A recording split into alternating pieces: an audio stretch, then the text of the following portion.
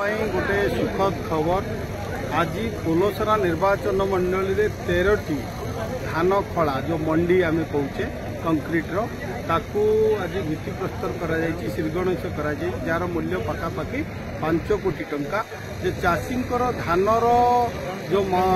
MSP सरकार वृद्धि करते तार जो धान मंडी रे किपरि सुरक्षित भाव में दे पारे से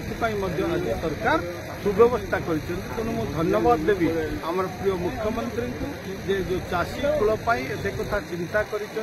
निश्चित भाव में यहाँ हेबा फल चाषी कूल उपकृत हेबे सीधा सड़क